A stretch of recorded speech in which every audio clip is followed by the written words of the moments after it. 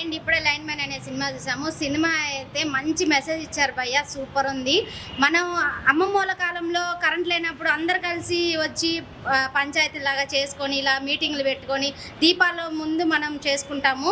Cinema అయితే చాలా బాగుంది. ఇప్పుడు ఆ కాలంలో 5 నిమిషాలు కరెంట్ లేకపోతేనే మనం ఉండలేకపోతున్నాము.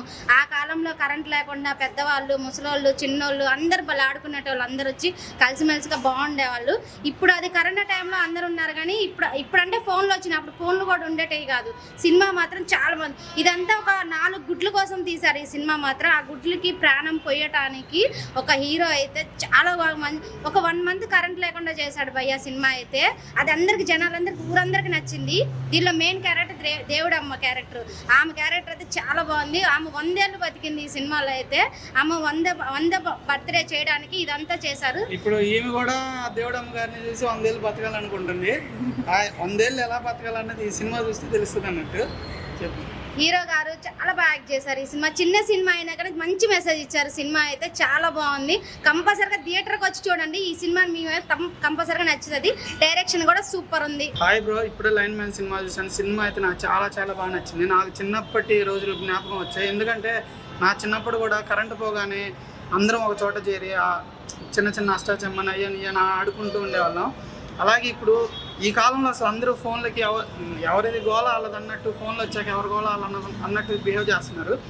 ఈ సినిమాలో మెయిన్ కంటెంట్ ఏంటంటే పక్షుల గురించి. పక్షులు అంతరించిపోతున్నాయి కదా, పిచ్చిగా గుడ్లు పెడుతుంది. ఆ గుడ్లను కాపాడడం కోసం హీరో ఒక నెల రోజులు పైగా ఆ ఊరంతా కూడా కరెంట్ లేకుండా చేస్తాడు. దానికి కూడా ఫస్ట్ ఊరి జనాలు గొడవ పడ్డా తర్వాత యాక్సెప్ట్ చేసేసి ఉంటారు. ఈ 20 రోజులు వాళ్ళు ఎట్లా ఉన్నారు కరెంట్ లేకోకుండా.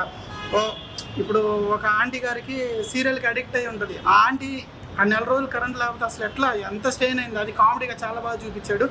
అలాగే దేవుడమ్మ గారు క్యారెక్టర్ ఉంది. ఆమె ఊరి పెద్ద అన్నట్టు క్యారెక్టర్. అది 100 ఏళ్ళు బతుకుతుంది. ఆమె బర్త్డే చేయటం, చాలా చిన్న చిన్న సీన్లు కూడా చాలా బాగా అనిపించినాయి మాకు. చాలా కొత్తగా తీశాడు ఒక పల్లెటూరు వాతావరణంలో. ఎప్పుడో కరోనా టైంలో అందరం కలిసి ఉన్నాము. అప్పుడంటే బయటకు వెళ్ళడానికి లేక ఫ్యామిలీతో కలిసి ఉండటం, చాలా రోజుల తర్వాత చిన్ననాటి జ్ఞాపకాలు బాగా గుర్తొచ్చినాయి. సినిమా అయితే థియేటర్కి వచ్చి చూడండి భయ్య, చాలా బాగుంది. చాలా అంటే చాలా బాగుంది.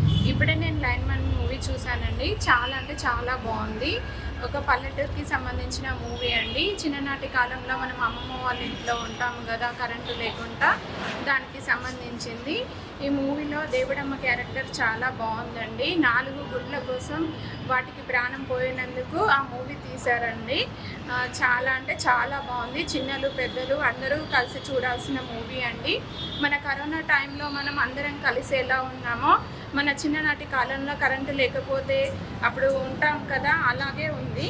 చాలా అంటే చాలా బాగుంది.